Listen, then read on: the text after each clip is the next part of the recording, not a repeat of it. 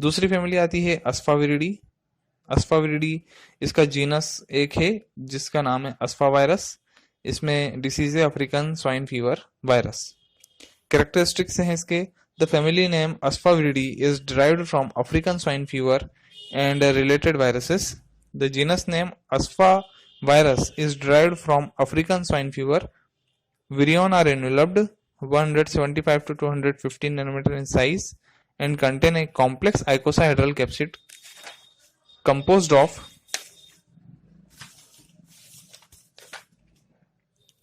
more than 1892 capsomeres and 180 nanometer in diameter.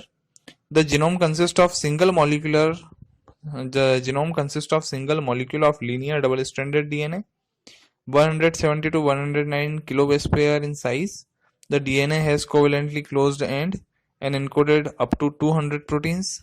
Replication occurs primarily in the cytoplasm, although the nucleus is needed for viral DNA synthesis, and virions are released by budding or cell lysis.